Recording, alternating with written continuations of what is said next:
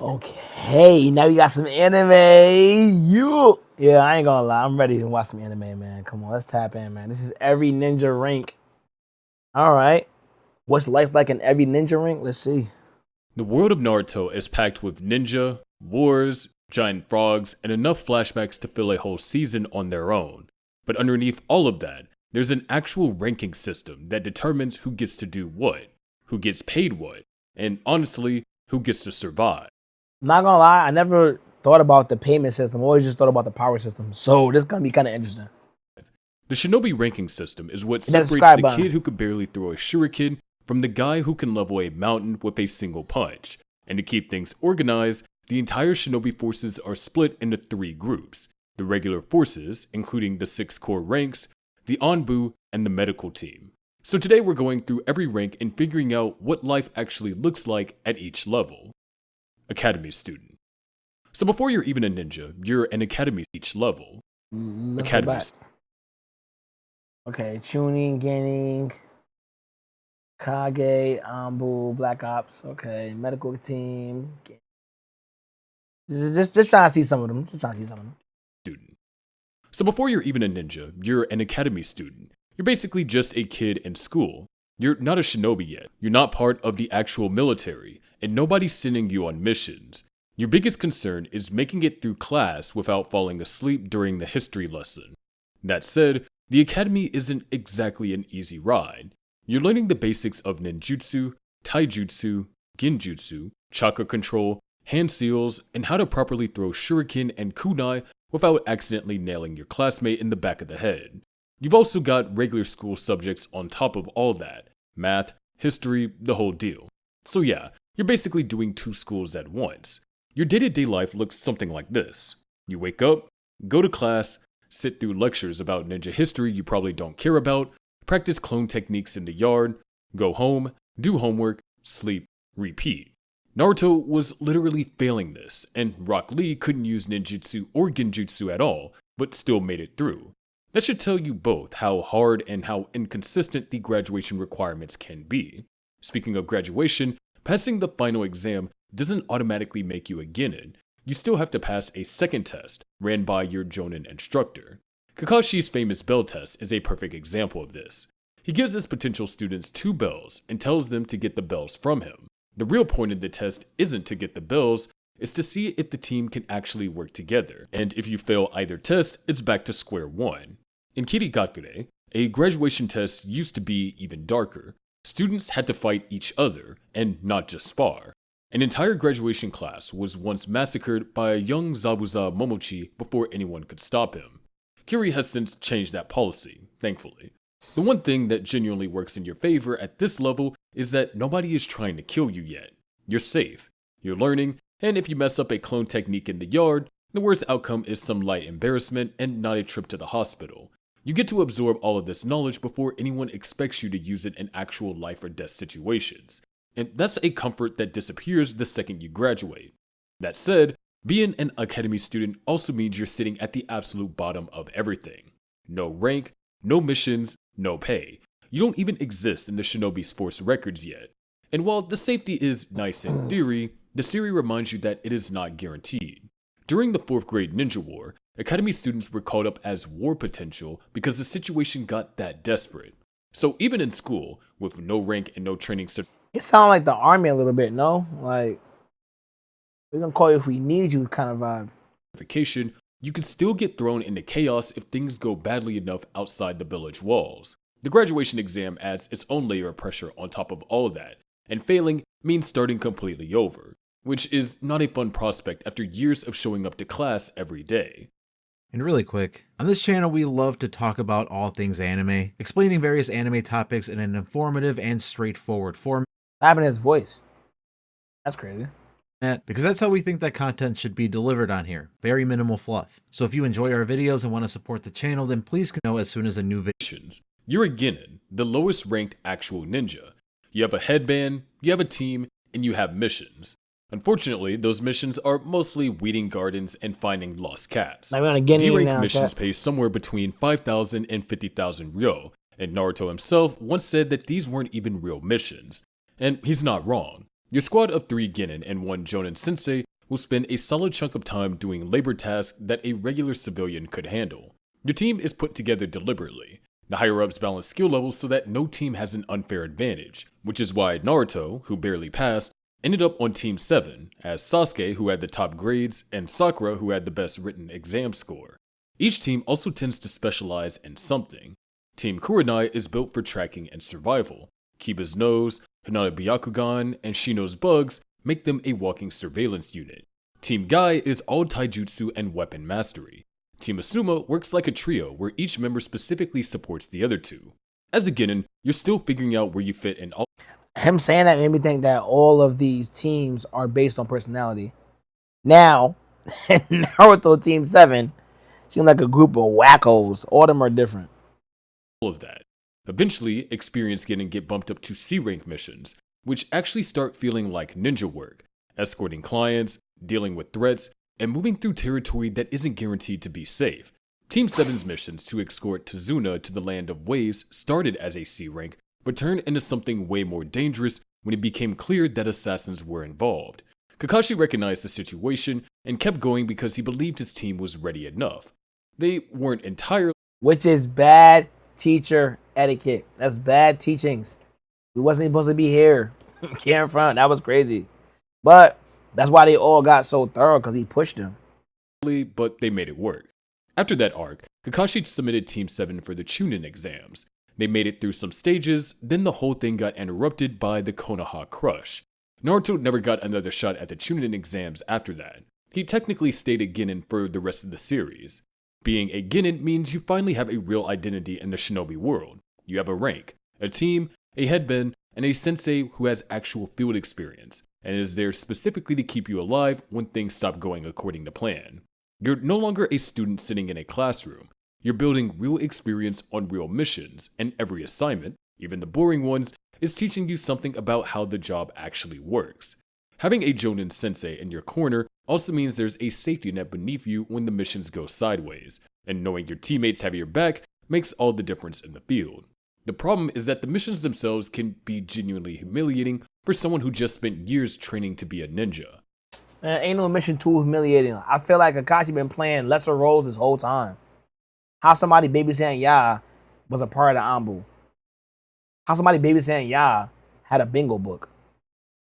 How somebody, and he was in one. How somebody babysitting Ya wrote a couple books. How somebody babysitting Ya was a copycat ninja, renowned around the world. How somebody babysitting Ya became Hokage. Like, he's always played a lesser role, so I feel like just that alone, like, could get you out of your head as a ninja, especially a Guinea.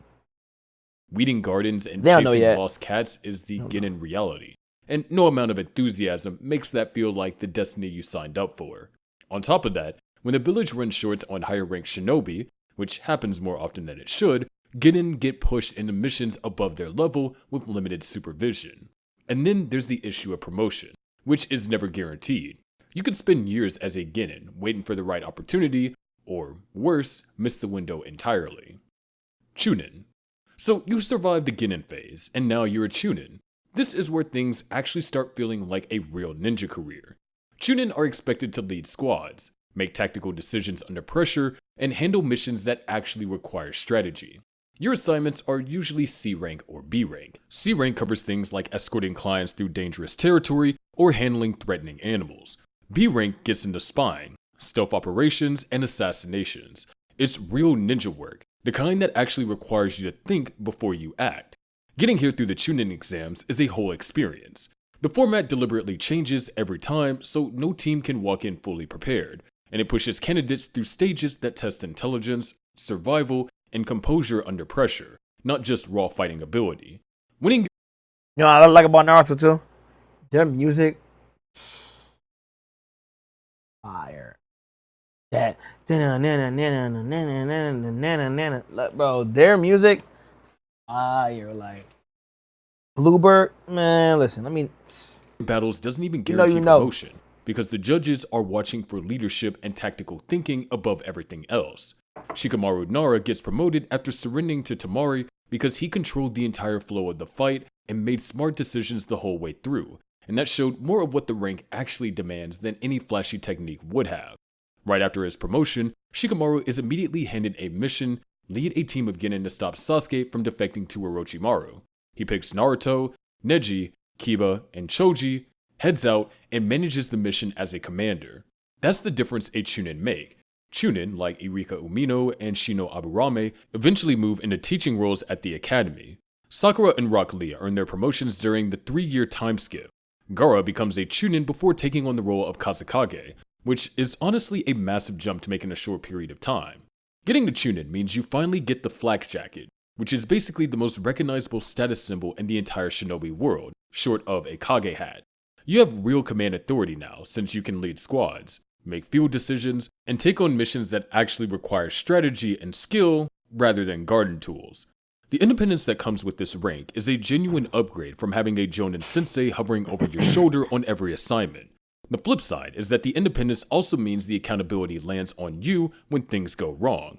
Being the one in charge sounds great until the mission goes sideways and you're the person who has to figure out how to get everyone home. And raw power doesn't automatically come with the promotion. Plenty of Genin end up being stronger fighters than some Chunin, which means the rank is more about judgment and leadership than sheer ability. Tokubetsu Jonin, or Special Jonin, sits between Chunin and Full Jonin. It's for shinobi who have Jonin level ability in one specific area, but haven't developed the well-rounded skill set that a regular Jonin is expected to have. Think of it this way. You're elite at one thing, just one, and you are genuinely terrifying at that one thing. Abiki Morino is probably the most recognizable Special Jonin in the series. He runs the first stage of the Chunin exams, and his specialty is psychological interrogation. His ability to understand the human mind at a Jonin level makes him one of the most effective interrogators in the entire village. Ibisu is another one. He specializes in training younger ninja, particularly pre-Genin. Muta Aburame, on the other hand, handles infiltration and recon. These are people who have invested everything into mastering one particular discipline rather than spreading their training across the board. Despite that narrow focus, Special Jonin are still trusted enough to lead Genin teams. They operate as subordinates to regular Jonin when their specialist skills are needed, which means they often find themselves attached to larger operations in a supporting role. The real advantage of being a Special Jonin is that within your specific field, nobody in the village can touch you. Your career path is clear, your value is obvious, and when your skills are needed, you're the one they call. There's also the fact that you carry Jonin level authority in certain situations, which means you're not just a glorified assistant. You have real weight in the operations you're attached to, but that gap in your overall skill set never fully goes away. A regular Jonin can adapt to almost any situation, while you're most effective when the mission falls within your area. Outside of that, you're often operating as a subordinate to Jonin who might even have less experience than you do in other areas. And getting the rank in the first place means your specialty has to be genuinely exceptional.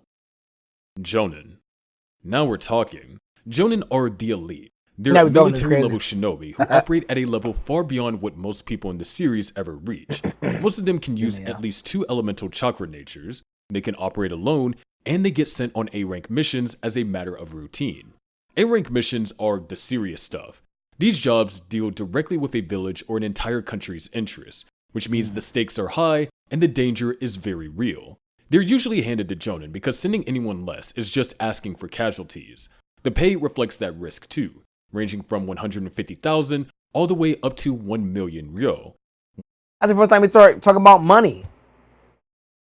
Can't tell us about what nobody else really making like that. When they've proven themselves even further, they take on S-rank missions, the most dangerous, best paying assignments in the entire shinobi And I like how Dragon Ball Z got Zenny. I'm just throwing it out there. World.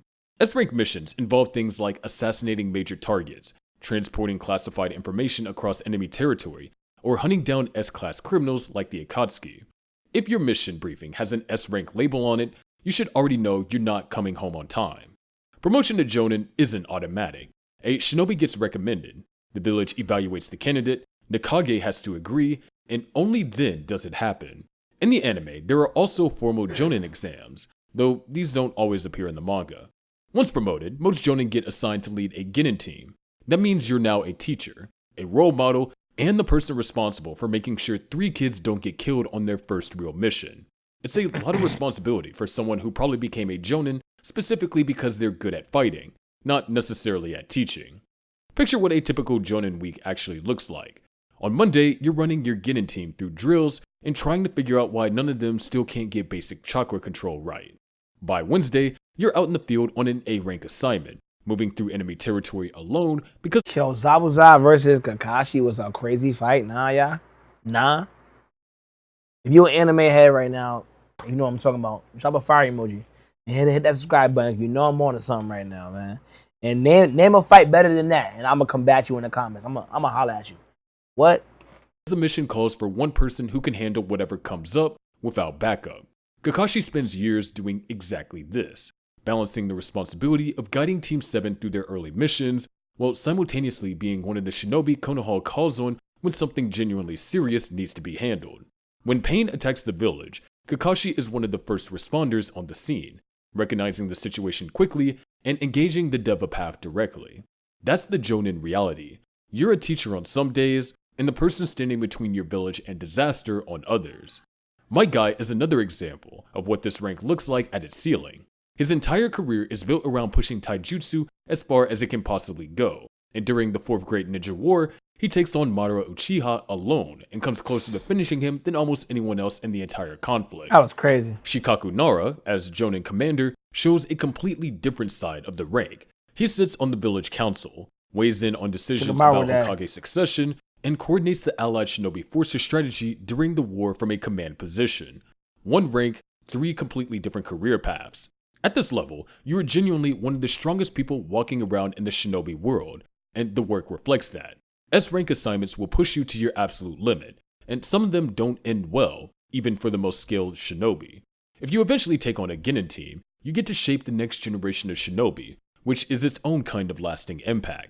Teaching 3 Genin turns out to be just as demanding in its own way. Kakashi's Team 7 kept him genuinely occupied for years, and the emotional toll of watching students put themselves in danger is something the rank doesn't prepare you for. Right.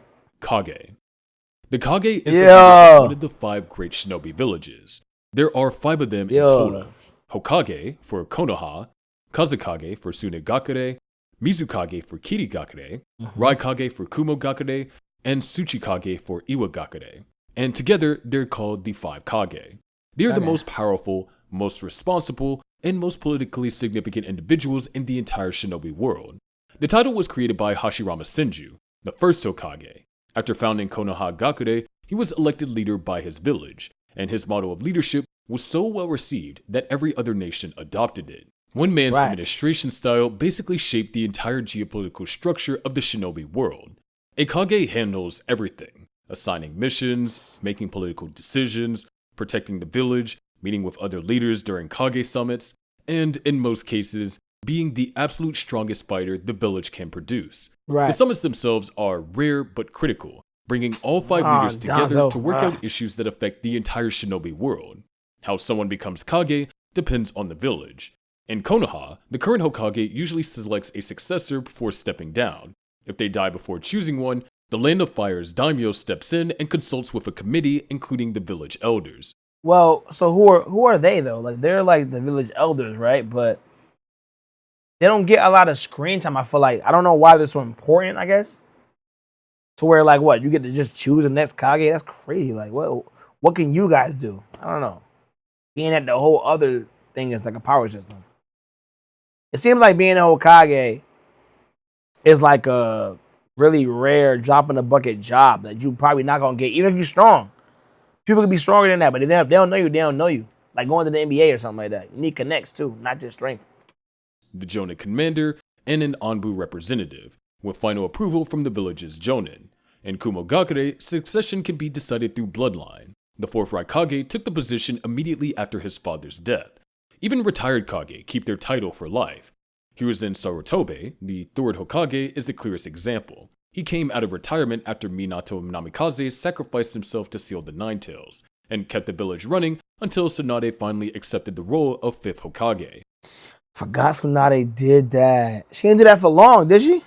Being Kage doesn't mean everyone's happy with you. Hiruzen faced constant criticism from his council for being too willing to negotiate. Gaara's appointment as 5th Kazekage was met with doubt from Tsunegakure's more corrupt council members who couldn't separate his past as a Jinchuriki from his present ability as a leader.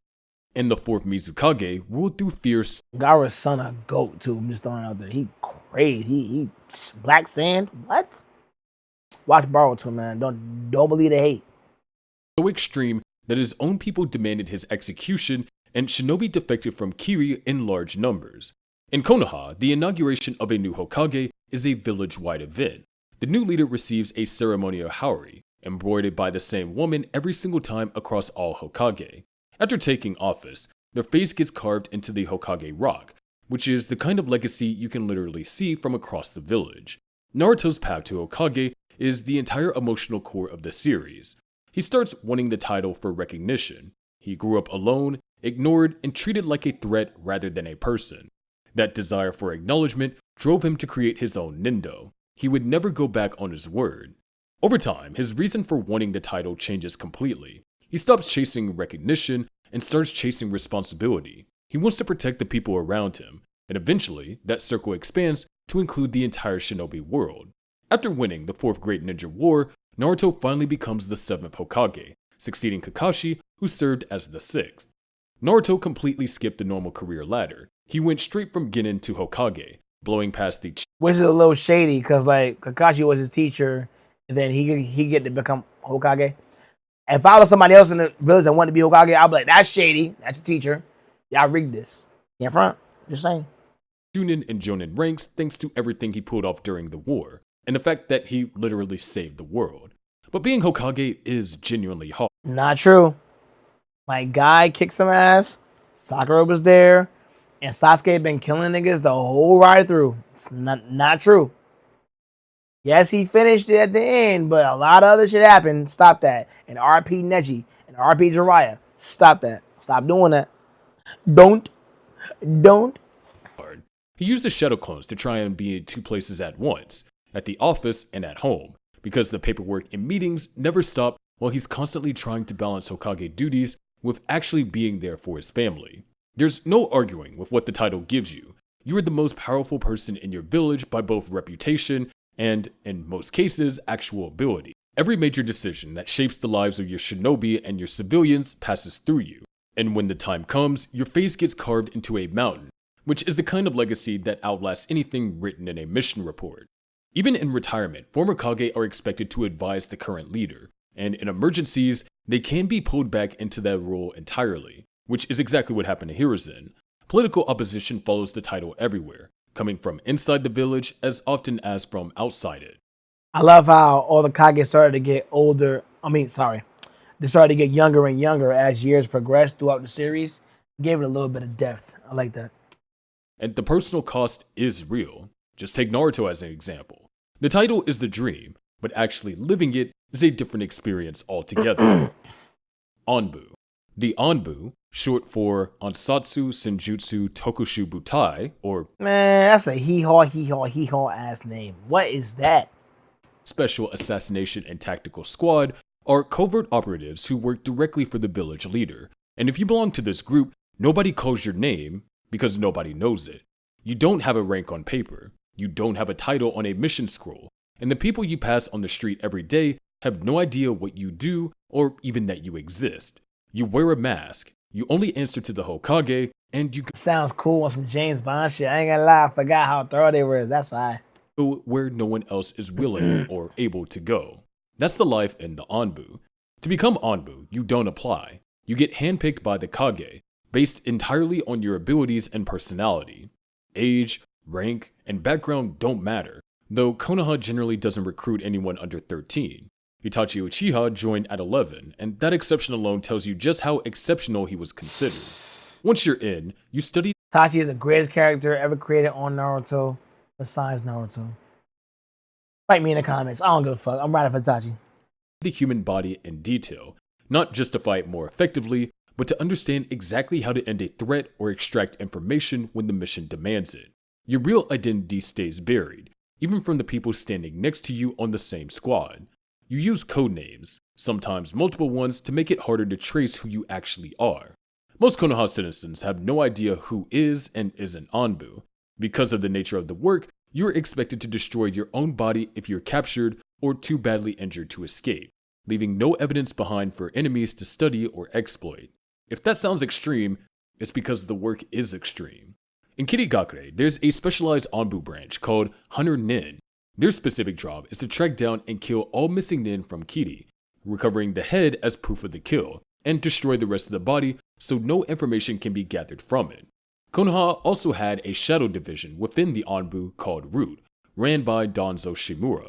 Root operated like a secret police force with its own agenda, with members trained to suppress all emotion and follow Danzo's orders above everything else, including the Hokage's commands. Root members even had a seal on their tongues, preventing them from talking about the organization.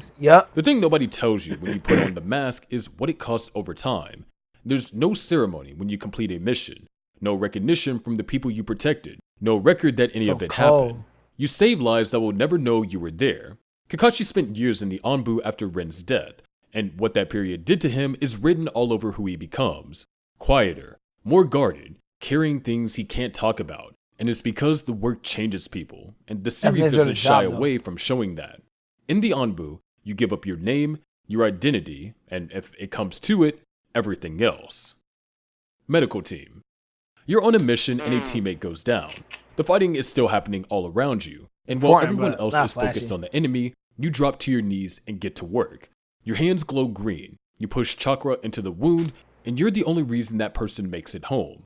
That's life as a medical nin. And while it sounds noble, living it every single day is a different story entirely. You get this role through years of serious study. The chakra control required to heal is some of the most precise in all of shinobi training. You're not throwing energy at a target, you're threading it through the body with surgical accuracy to push cells into regenerating faster than they naturally would. Getting it even slightly wrong can make an injury worse instead of better. The training is demanding, the research never stops, and unlike most shinobi who train to fight harder, you train to be more precise. Out in the field, your role comes with a rule that takes some adjusting to. You are not supposed to fight. Your combat training is built almost entirely around evasion because the logic is straightforward. If you go down, everyone on your team loses access to healing. So when the fight breaks out, you stay back, you read the situation, and you keep yourself alive so you can do your job when it's over. You watch your teammates get hit, and you wait for the right moment. That's harder than it sounds. When the dust settles, you're the one crouching over the people who got hurt the worst. Sakura spends a huge portion of the Fourth Great Ninja War doing exactly this, moving through the battlefield, stabilizing shinobi who would have otherwise died before the fighting even finished. Rin filled the same role for her team years earlier, deployed as a medic for a group that regularly ended up in serious danger.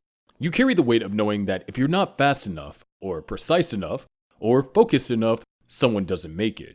And sometimes, even when you do everything right, someone still doesn't make it. The upside is that your value is never in question. Every team wants a medical nin, and the ones who manage to push the role further, like Tsunade and Sakura, who combine their healing precision with serious combat ability, become some of the most genuinely dangerous shinobi in the entire series. Chiyo of Tsunagakure spent a lifetime mastering medical knowledge and turned it into something entirely different, using that same understanding of the body to create poisons and weapons instead of remedies. From all of that, in front, I just heard that being an Anbu Black Ops is probably the hardest job you could get in Naruto. Probably the hardest job that you could get. If you like this video, man, click one of these, Watch another one with me, man. Come kick it with me, I'm gonna kick it with you. And if you ain't got nothing to do, man, just vibe out. I don't want you to be alone. If you're chilling alone, watch videos together, man. Just stuff I'm into. Hit that subscribe button. See you in the next one.